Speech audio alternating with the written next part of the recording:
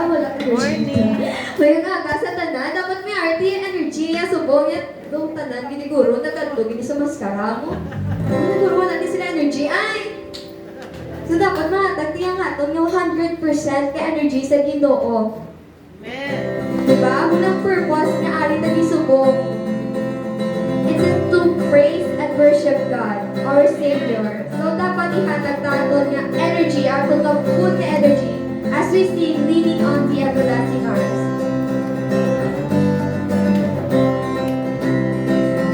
What a fellowship, what a joy divine, leaning on the everlasting arms.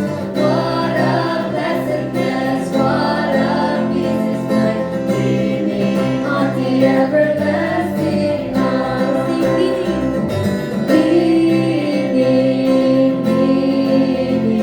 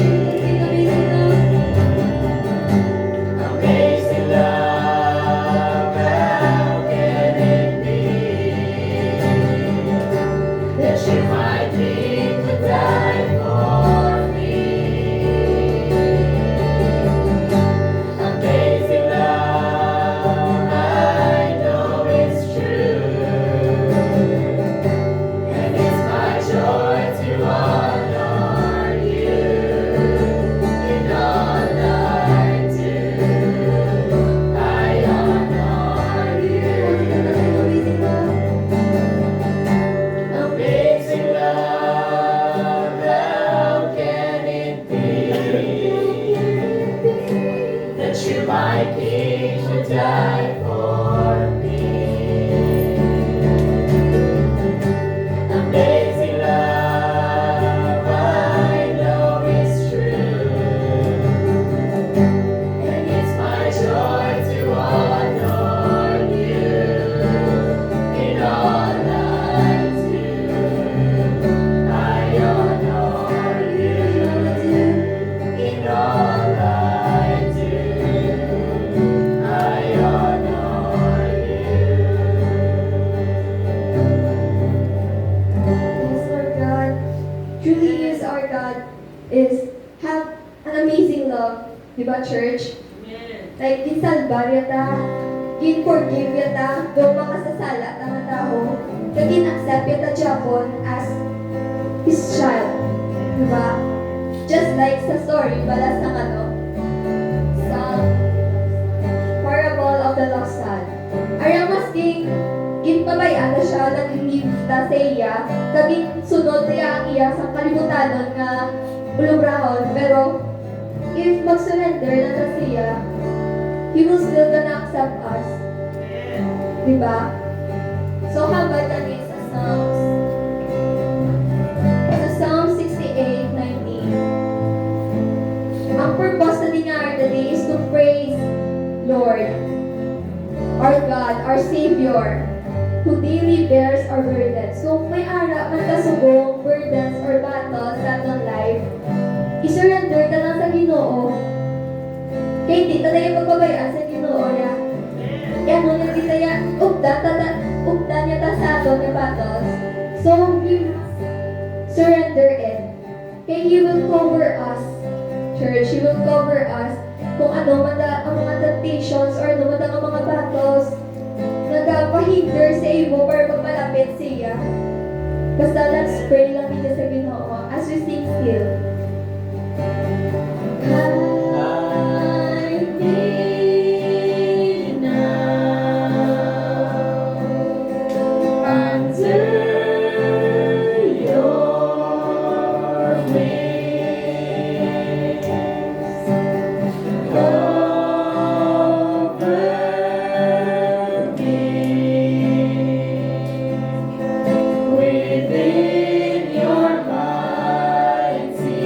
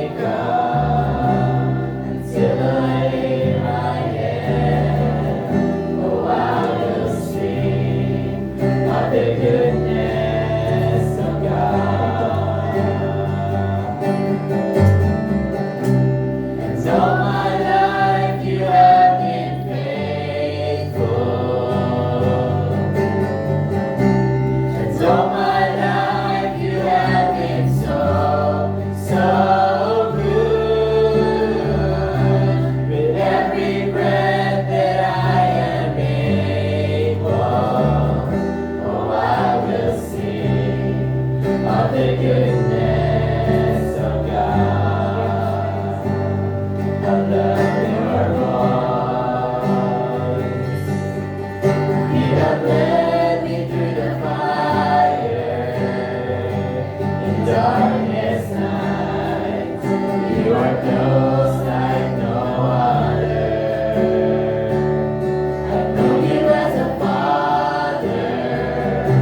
I've known you as a friend. And I have lived in the goodness of God.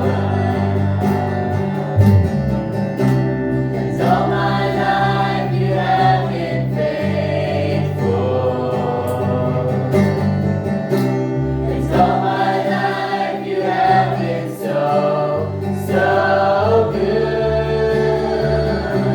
With every breath that I am able, oh, I will sing of the goodness of God. Your goodness is running after, it's running after me. Your goodness is running after, it's running after me. With my life laid down, I surrender now. I give you everything. Your goodness is running after, it's running after me. That's all my life you have been faithful. That's all my life you have been so, so good. With every breath that I am able, oh, I will sing of the goodness of God. Yes, all my life you have been faithful. Yes, all my life you have been so, so good. With every breath that I am able, oh, I will sing of the goodness of God. Oh, I will sing of the goodness of God. Oh, I will sing of the goodness of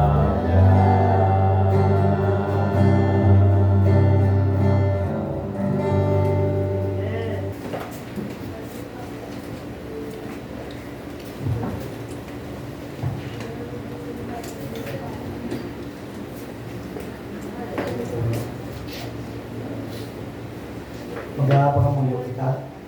Gracious God, our loving Heavenly Father, we would like to praise you, Lord. Thank you, Lord, for this time again that you have given us, that we can be together in this place. Thank you so much for your faithfulness, for your loving kindness, for everything that you have extended to us, Lord, that make us to live up to this time.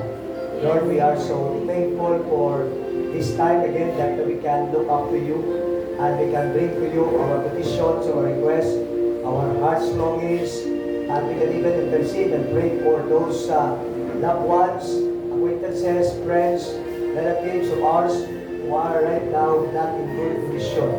Thank you so much that you have been so faithful and you have been so good to them, that even though sometimes they are so neglectful about their need of you in their life.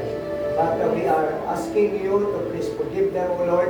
We are asking you to take care of them at this time in their present condition. Lord, I pray that you will be the one to bless us now as we're about to look into your word.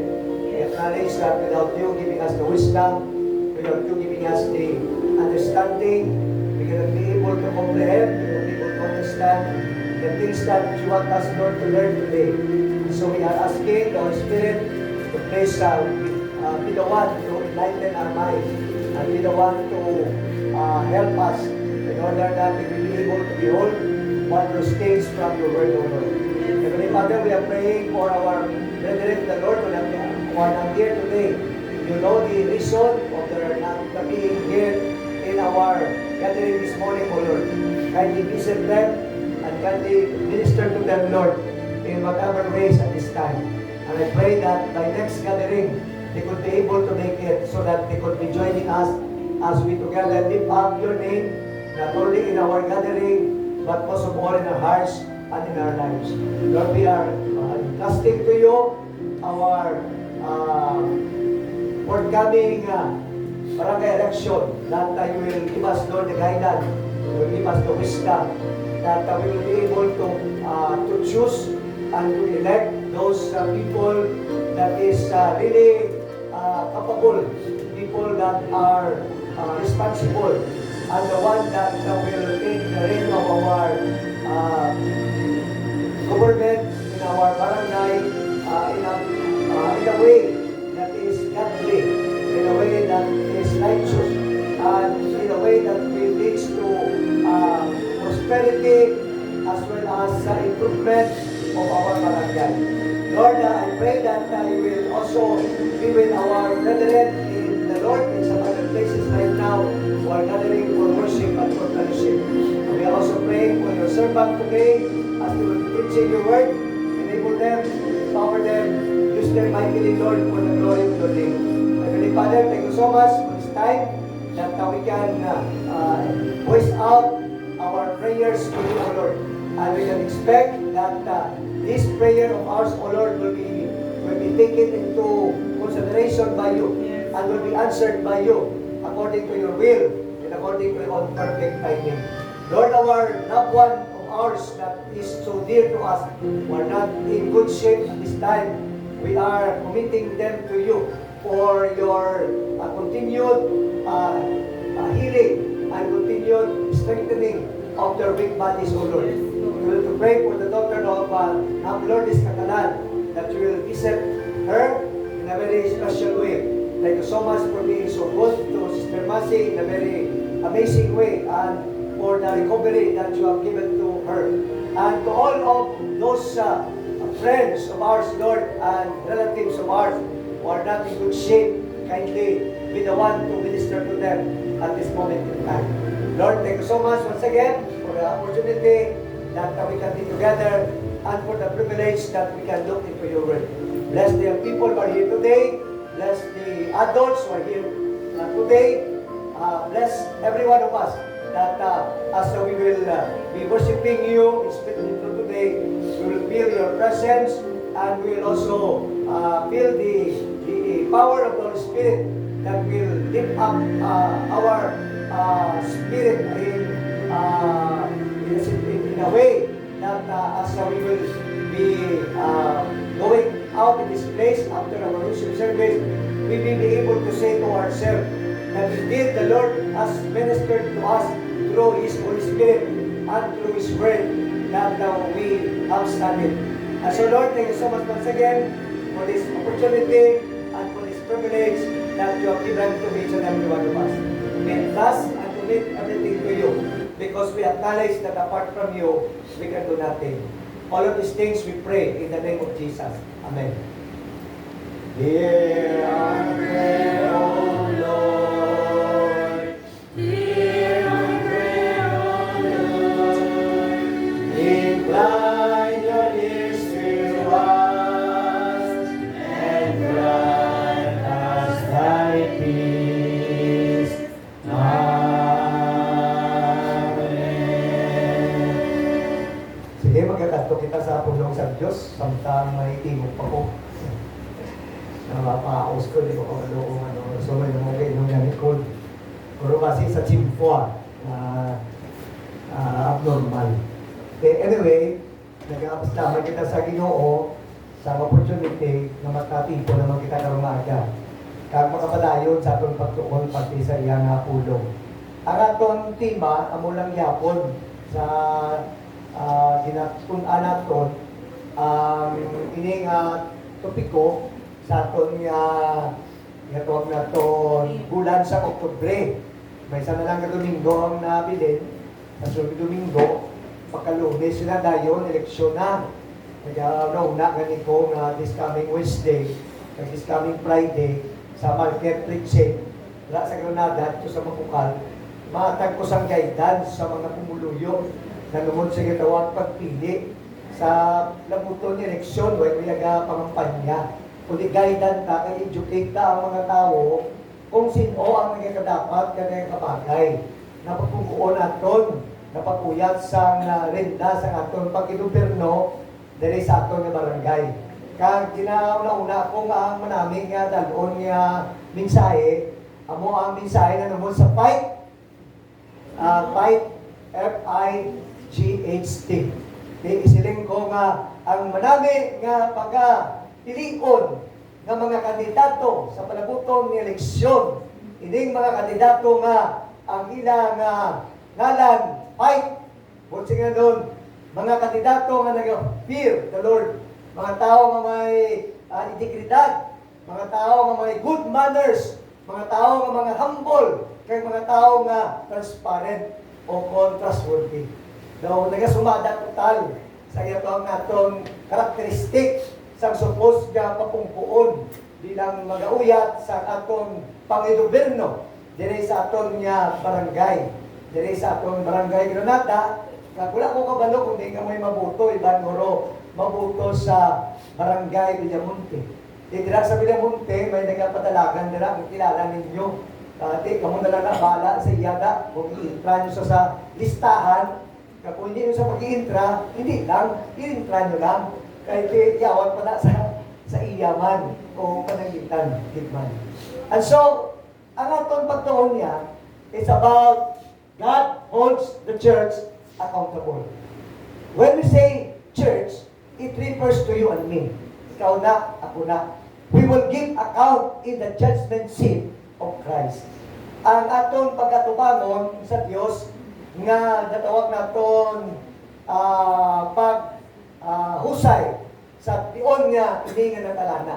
Ini na kita ya pag-itabong sa linaw sa kalayo. Kay we will already say the basis of the judgment that we will be facing during that so-called judgment seat of Christ is how we live our life. Kung paano ito ipangabuhi ang bulang kabuhi, naging paulam sa Diyos aton, kung paano kita nangalagad sing maminatuton sa Diyos. Romans chapter 14, verses 10 to 12, nagasiling, but why dost thou judge thy brother? Or why thou set at naught thy brother?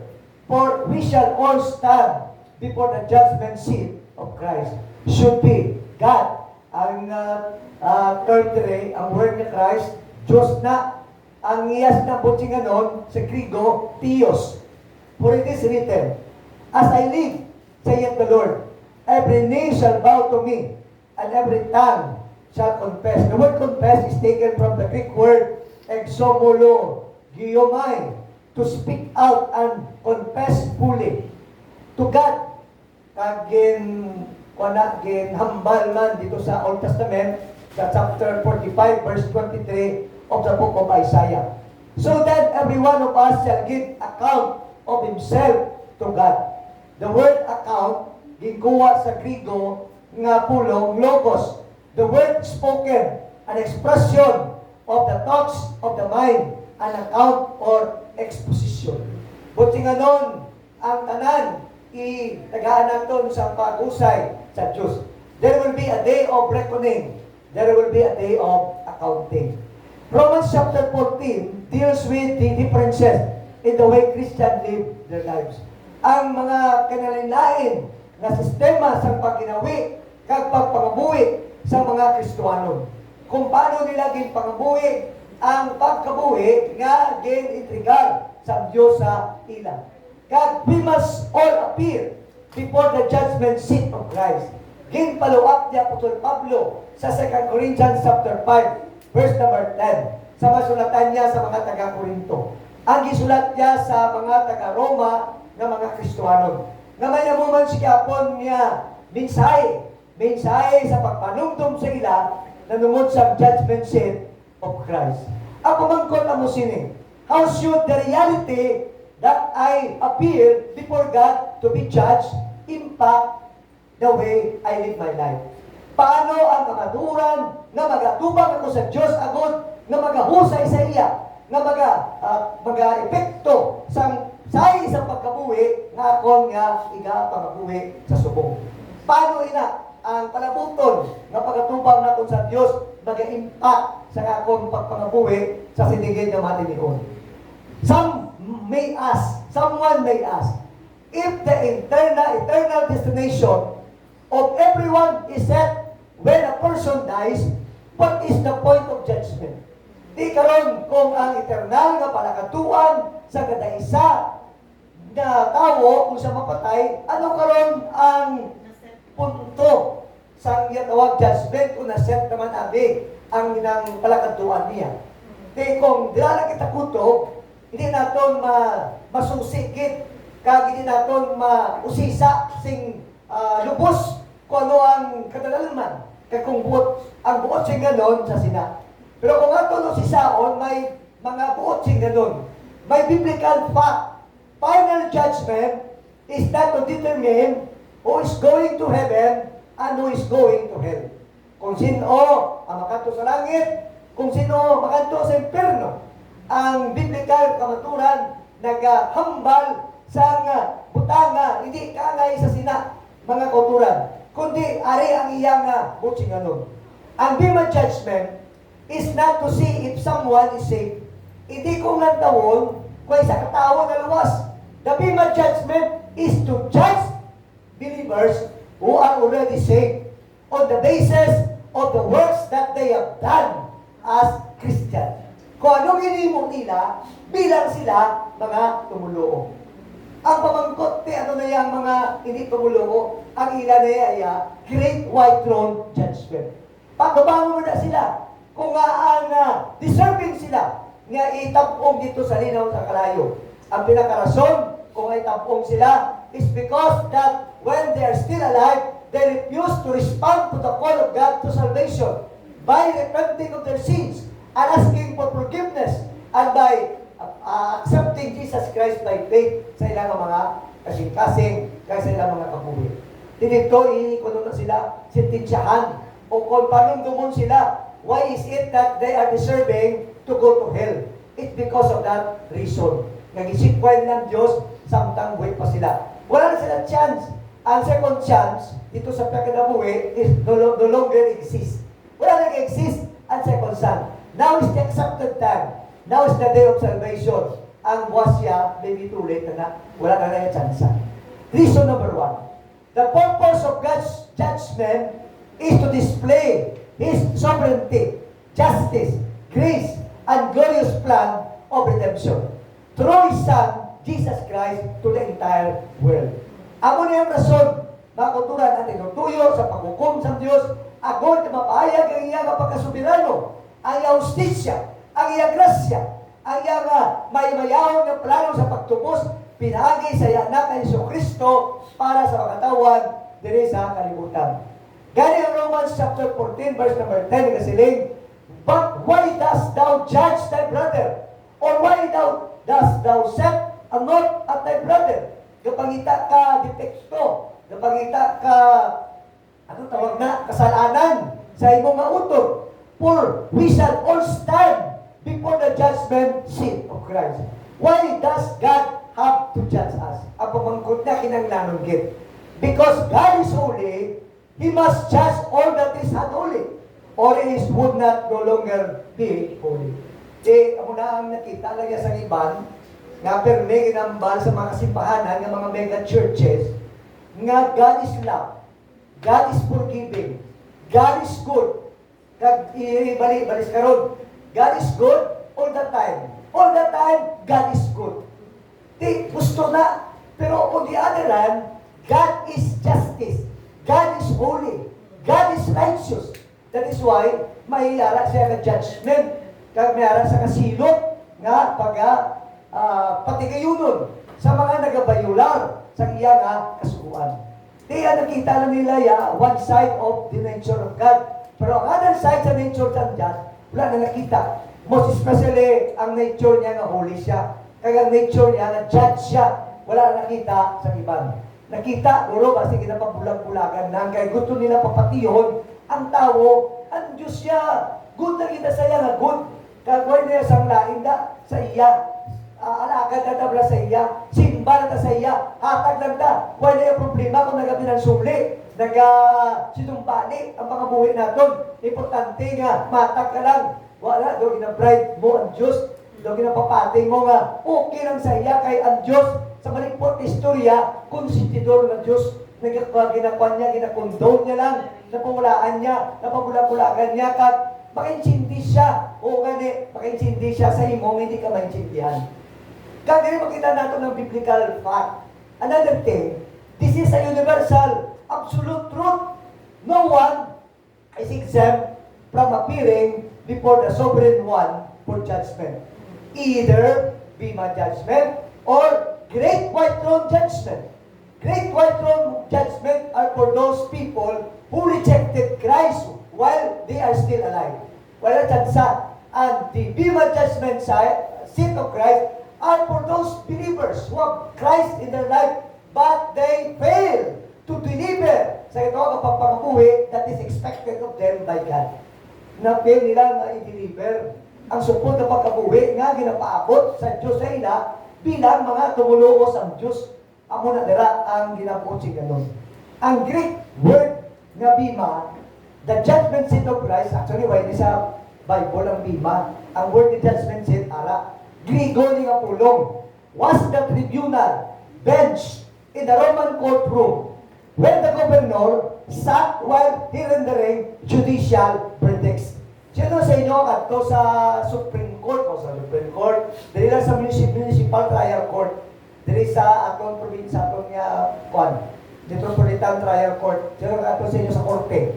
Dibla may nga judge, suksok sa sang sutana, suksok sa iya bayo, tapos pasulod sa judge, tilindog tayo requesting the congregation or the people to stand in respect sa pagsulod sa judge.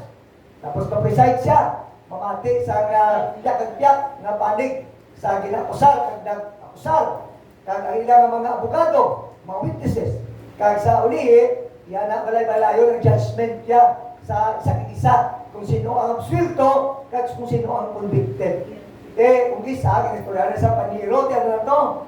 One time witness ko no, na nag-attend ko sa court hearing, tapos ang isa to, abogado sa piyak, nagambal ko niya paniro, kukusin mo. So yan na lang niya. Kaloy naman yung klaro naging, although di man ko kasi rin ang abogado mo na, kundi sa to lang ulo nga sitwasyon. Kaya ang akusado to, armito, napatay naman to gani, si Sir Vasquez, sarinto to sa, ang kaso niya, drug-related. Dito sa isa, wala na tsansay mong kliyente, attorney, o panyero. Ano na, istoryahan ka na namin. Doon sugi ko sa asawa, sining, okay, istoryahan to, ang parte sa kaso. Diyan, bilang, anong na kayo na yung mga abogado. May kukulingon na sila yung mga arrangement, kumbaga. Pero ay kung kasiling ang tanang abogado muna. Pero punto natin niya karumaga. Nga ang Greek Bema, translated, judgment seat, was not a judicial bench for condemnation. Hindi pareho yan sa korte lang may i-absuelto, may kunditaron. Hindi na yan mo presentation. Kita-kata lang mo yan na idea nga sa Roman, na concept, amo na yan ang businganon. Pero ang ina-present sa Bible, yalain. In the Greek Olympics, the Bema was set where winners met to receive the rewards or crowns. The Christian life is a race. Ang Kristiyano nga pagkabuhi, katulad sa pagdalagan, na hindi siya short distance race, kundi marathon ni, kag long distance race ni. Nagkakinanglan sa endurance, nagkakinanglan sa focus, nagkakinanglan sa preparation man. Hebrews chapter 2 verse 1, 2 Timothy chapter 4 verse 7, as well as 1 Corinthians chapter 9 verses 24 to 26. At so, ano pag matalupang na natin dire? Bema isn't always a good judgment. Pilate sentenced Jesus from Bema. Herod sit on the Bema. Sosthenes spit at Abima. Caesar sit on the Bema. Christ judged from Bema. Si Jesus mapungkuman usnaran. Pero sa ila to kaso ya, judicial court ito ya, nagisintensyahan sila unfairly or fairly man, mga kauturan. Ganito rin ato ng tawon, kung anong madangtanta sa sininga kaintangan niya, matabo sa ulihi may nadlaw. Ang ini nga bagay, kung ang tawon sa Biblia, absolute truth din. Kaya man, ang gospel that made you righteous in Christ does not eliminate accountability for the way you live your life. Ang Ebanghelyo na nag-imo sa imong matarong sa kay Kristo, wala nagadula sa panalagton sa kung paano ni mo gikabuhi ang isa ka kabuhi naging paulam sa imo. Amo na isa sa kada, only one life to soon be passed. Only what's done for Christ for us. Isa lang bala kabuhi naton, kung naimo naton para sa Ginoo, amo na iya ang nagapadayon. Gani, talupang doon nato karong maaga. Ang hindi kabutang, natuman kay importante. Ikadua, na rason. The next reason why we must all appear before the judgment seat of Christ is to reveal the degree of reward or the degree of punishment each of us will receive. When we say punishment, for picture, hindi yan itabong sa layo, hindi na mo interpretasyon. For picture, supposed magabaton ka kung himo lang nimo, tani, pero kung mo ginimo, why ka nakadeliver sa, supposed in-expect sa Diyos sa imo, ang term na punishment, pag-forfeit, sa supposed nga imo tani nga, mabaton nga, padya, reward, gikan sa Diyos, the degree of reward, or the degree of punishment, each of us will receive. Kaya mo nang in-emphasize sa 2 Corinthians chapter 5 and verse number 10. For we must all appear before the judgment seat of Christ. That everyone may receive the things done in his body according to that he hath done, whether it be good or bad. Di kung good or bad, may corresponding natawag natin consequent. Reward o kung punishment. Ang good di siyempre may reward. Kung bad, may ara gatong natin punishment. Ma-forfeit mo, na-forfeit ang support tani nga manginimo nga mabaton nga padya ni sa Diyos. Ang pamangkot ang masini. What will be judged? Ano ang hukman? Every person's deeds, words, and thoughts will be judged whether good or evil. Kung wala mo ipakain patawad, nagtaliwan ka o anong settle sa Diyos, although ang imuya pasensya with regards to eternal damnation and eternal punishment was being settled by Christ there in the cross of Calvary. Amo na sila nila, your sin and your iniquity, I remember them no more.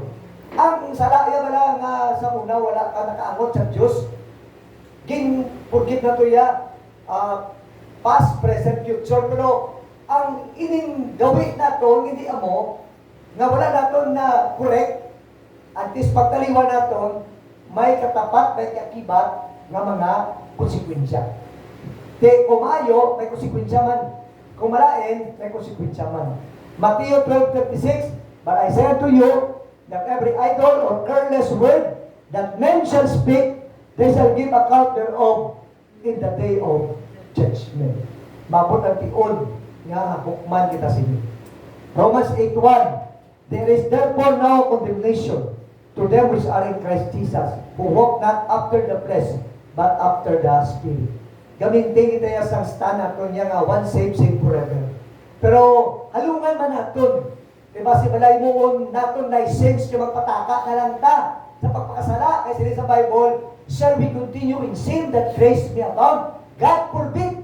Romans chapter 6, verse number 1. Ang natawag niya, hindi niya na-deliberate sinning, kundi lapses, mga masaling natin, mga butang malang unintentional na kumiter natin sa itong kabuhi.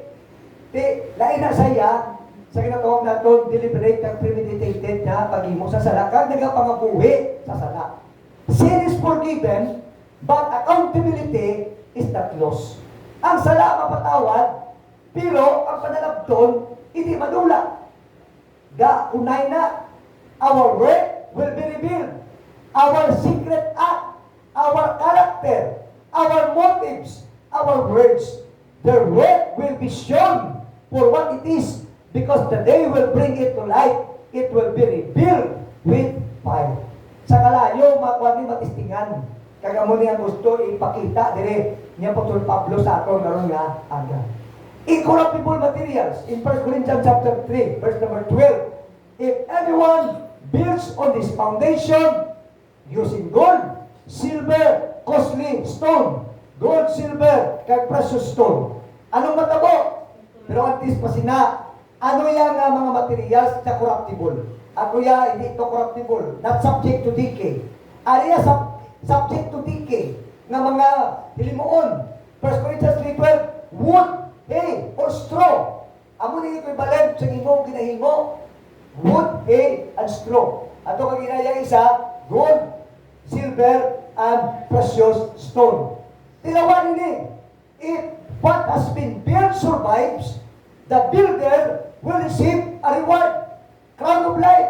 Revelation 2:10. Awarded to those who are faithful unto the end. Crown of rejoicing. 1 Corinthians 2:19-20. Awarded to those who win the lost to Christ through winner's crown. Incorruptible crown. 1 Corinthians chapter 9:25-27. Sa nagabatas, nagapatayon. Crown of righteousness. 2 Corinthians chapter 4, verse 8. Awarded to those who love His appearing. Those who are loyal to God and His word. Crown of glory. 1 Peter chapter 5:2-4. Awarded for feeding and being an example to the flock of God. Kaya mga kuturan, may mga responding reward. Works that burns is not rewarded. Wood, hay, and straw, sunugon. Good deeds done for wrong reason. Sa banta mo, okay. Sa mata sa tao, okay. Pero sa Ginoo, hindi okay. Amo na ang statement, it's okay not to be okay. Hindi it okay, it's not okay not to be okay. Sa tubahan sa Diyos. Pero sa tao ya, it's okay to be okay. And sometimes, and many times, okay is okay. Okay. Sa TV sa muna. If good deeds done for wrong reason. If his work is burned up, he will suffer loss. However, he will be saved. True, it will be like going through a fire. Maluwas ka, pero mas lulupon ka. Kaya bini mo, expect ka, nagakalangkad ka, nag-anticipar ka, na bini mo may padya ka, ikaw mo raon, kwarta na, bato pa, kaysa imo lang nila pagbanta, kapag lantaw, pero sa mata sa Diyos, klaradon tanan. Abot ya, nung kayo na palusot, kay balaan sa Diyos ang tanan. May CCTV kag high definition pa, hayag kag blue by blue kita sa Diyos, nabalan sa Diyos. Dito sa Bimah Judgment, you're saved. Gold, silver, precious stone, what are your works? Good works for God. But you will be receive your reward. Pero ang wood and straw, will your work survive Christ test? Kamo na lang na timbang-timbang, kamo na lang na analisar, kag-evaluate sa kagalingon ninyo. Kabtang hindi pa uli ang tanan. Dapat taglumunta, kagkayunta ang aton pagkabuhi kapag alagad dira sa Ginoo. Ini kami mensahe nagapakita kay nagapakalupango sa aton. Kung ano ka seryoso ang panalabton na ilasiling. Hindi bagay nga daw pasipakpakan ta. Dako ang panalabton ta sa ulihing ng mga inaglaw. So kung gayon yung kita kakadlaw kita, doon na alamangan ta, doon na isahan tang iban. Doon na butik na natago ta. Doon na sila nalimbungan. Pero sa Diyos siya, hindi na siya matago. Hindi naton siya nga malimbungan.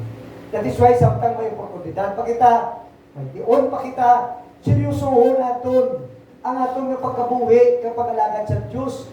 Dapat ani ang dumdumo naton terme eternity's values in view. O minsan kita parte sa pinabuton. Laos sila nga material taste naton kinanglanon. Sekundary lang na ang pinaka-importante sa tanan amo ang Diyos kaya mamutang na parte sa pag-alagad sa Ginoo. Doon tubod lagi man aron na pasubong sa last days. Kaya pamangkot ang ibang kilala. Saan pa na matapos ang inaway sa Israel kay sa Palestina? Lapit na lang Ginoo magbalik.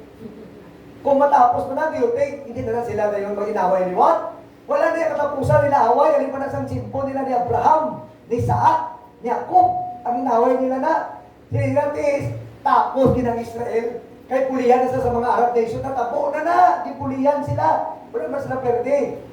Why not? Abi kung pulihan sila sa Russia, sa China. Ati, ng taon lang nato kung anong masunod niya kabanata. Kung pulihan naman nila sila sa China, Russia. Kung karoon, mapirdi na sila, kag madula na sila sa mapa, at isilin ko ako, isaya sa mga protesta na, parte sa pagka mo na tutuon sa Bible, kag perhaps siniguro, basi, yaboy ko na ng Bible na, hindi mo nagaling mapatihan ng prophecy.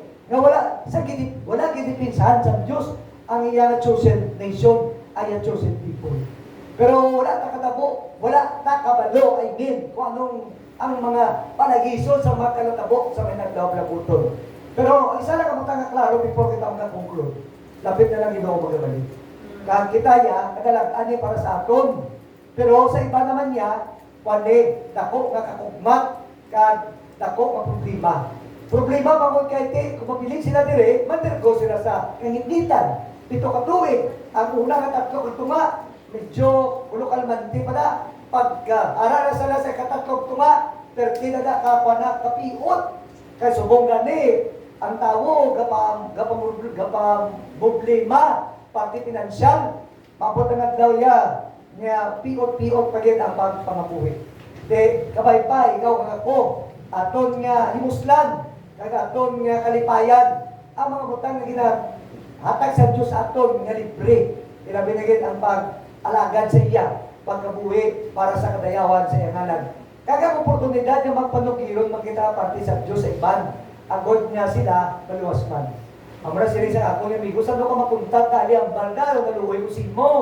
Ay mo na nga ugato, gasating-sating ko, ilang ko yan. Kung santing ako nugat, kay ano ko sa Ginoo, ginasugo.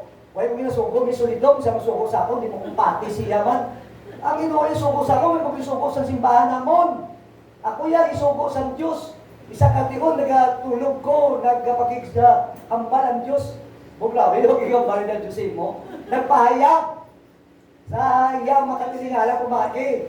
Ayun naman siya nakapagigambal sa aton niya sa nga direkta, kasi may pulong naman niya. Wala rin, nagpamatsyap. Pagi sa Espiritu Santo. Nga panugiron, kagitaganya ko yung kabukaton sa paghambal. Wala ko diyan natahap, may ko yan naglok, sino magada. Kaya ako niya, ginatumang ko lang, ang inapahimo sa Diyos sa akon. Di kung naluhoy ka sa akon, amen, salamat, kaya kabalatan ka. Di ba yun ko na? Pwede teka pa kayo na gift. Pero one time ay nag-agi na bilang nga pamati. Tapos, ulihin ko na pala, hindi ka mistro sa Emiliano Rizares. Mati siya. Kaya ulihin mo, sino ni siya? Ay, galing kita ka mararata. Nag-mistro sa galing sa una sa Maranata, tapos araw na sa subong sa Emiliano. Kaya palapitan ko niya, kaya kumusta? Nga, Pastor, salamat gid mo, mayo gid kay may nagawalis ang ulong sa Diyos katulad sa imo diri. Nga wala iya sang kung nano nga mga agenda kundi parte lagi sa Diyos sa Diyos lagi. Kaya kumusta ko nungin? Do pa damol man ni. Ya pumahaw na pastor, ako na nga lapit sa inyo. Sinabuti, thank you gid, amen. Salamat sa Diyos. Anyway, naya mga pa-konsuelo na lang na may araw o wala, ay importante, may walit ang pulong sa Diyos. Nga ko lang yung pangabay sa inyo, pangamuyuan nyo lang kung tingog ko, hindi ko paos. Kaya kung isa, kapatid naman ka mo, mga magkumpisa na dati, nakapapap mo, dali, ay lang lang, pero isa, ay na do, masikingan, pag-umpisa, para tapos, unta pa yun. Parang, bitinon ka, para i-look forward din mga nila sa sunod. Pero kasi matingala ka mo sa Friday, wala to tingog namin, ito taling ang mensahe mo sa Friday sa minuyan. Kasong naguyat sa cellphone ako, na-mute yan. Wala sa katulopangod, na may nag-comment na sa cellphone niya, Pastor, wala audio. Wala yun niya na lang, bitaw. Pero na-call sa guro, nabuyo, na sa pagkamuha mo ng guro. Pero anyway, salamat sa Diyos sa akin ng mga oportunidad. Nakaanay sila. Tika mo, may iba mga kuya nga way. Hindi man kita mapalariyo, pasyon, kag burden. Pero sa inyo, mas simple pamagi, pwede ka mga pray man. Mag-extend sa kindness. Kaya pag-extend sa kindness sa inyo si kapariyo is also one of the way nga nag-evangelize ka mo. Nagapangamigo ka mo sa inyo si kapariyo, nagapakita sa mayong kamubunon. Evangelism mo na ba? Simple nga gospel message nga gina-extend nyo, nag-transaction ka David, tapos makita nila yung nga, maminatudon ang imong pagtransact, wala sa kung ano nga hidden nga mga hokus-pokus, wala, simple gospel, wala na presentation ka, pag-evangelize man nasa ina. Kamu nga may estudyante, i-grab nyo opportunity, hindi lang kamo mag-confirme, kung uwanda, pakadlaw-kadlaw na, kung uwanda, okay, isang anong trending, sabay-sabay sa uso, okay man na, pero hindi na yung maging priority ta. Ang priority ta, ara sa Ginoo, kagang preparas na paglingon na sa gulpyata, siya magabalik. Diba? Amay na mo lang ito, nag-apaslamat kami sa oportunidad na ginatagin mo sa among karon nga aga. Nagka-pumalandong kami si Mubla ng pulong, sa pagpumalandong, na kita namon ang mga butang importante. Ilabi na kay Ginoo na lungod sa among responsibilidad sa pagkabuhi na tampad dira sa imo. Nagpagimo sa mga bagay nga may kinabtanan sa imong ginarian. Lapit na lang magabalik ang imong anak si Jesus kag sa amon nga bahay kadalagdan nini. Pero dugtungon man namon nga pagabot sa tion nga ina, dito na kami. May day of reckoning, may day of accounting. Magatubang kami sa judgment seat of Christ. Kaga may usisa sa gitalye sa kung anong himo namon kag kung paano kami na hinuyang sa nagakaigo sa mga oportunidad kag mga pribilehiyo na ginatagin mo sa amon. Igani ka ng Diyos, samtang di po yung tanan, dapat nga sinusuho namon ang amon nga pagkabuhi, ang amon nga pagkatagan sa inyo. Kagkamay pa nga may balatyagon kami para man sa iban. Kaya maluoy man kami sa ila. Na nagkakadlaw-adlaw na sila.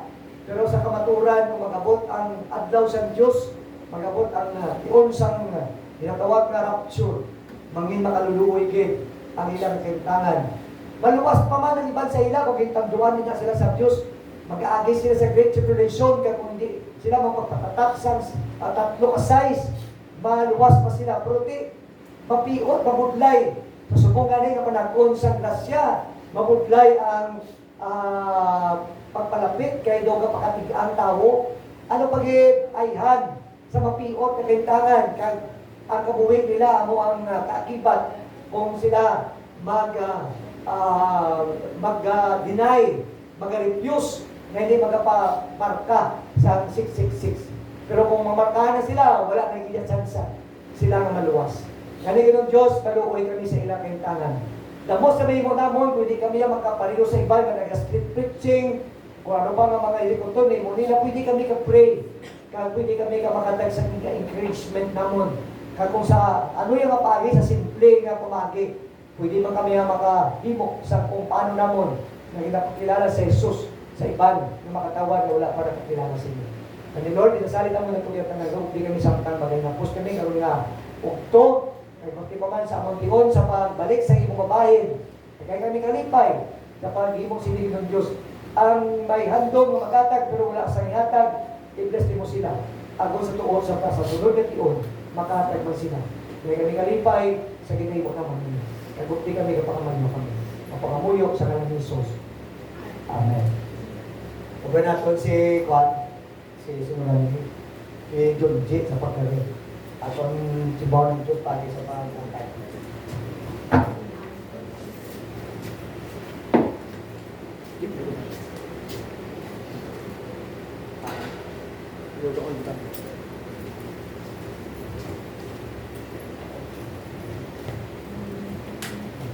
Kalasing lang sa panahon ng ligan no, dugay-dugay, ikot natin madiparahan, Domingo na, sana na Domingo. Ngayon, Disimbre na na. Ha? Hindi may nasabi pa sa Tisunod, 29 no? O 29 to 30, election mo. O 29 pa. Nag-uuno-uno to ang mga kandidato, kung makadto sila, kurap-kurap ko tigani, kung makadto sila. Sabi nila guro kung makadto sila, di ko may wala kung makadto sila kayo, by July na sila eh. At least makita na nato na eleksyon na. Nag-arap na niya sa ato niya kung sino ang ato, gusto nada, mapagka-buto. Okay, sige. Mag-closing prayer kita, wala magkita ba niya concern. Wala katato si Bibot, nagsura na kami sa legal, pati sa counter anyway, sa kasudan ng ito, kung makakato siya. Okay na, matindog kita para sa ato ng closing prayer.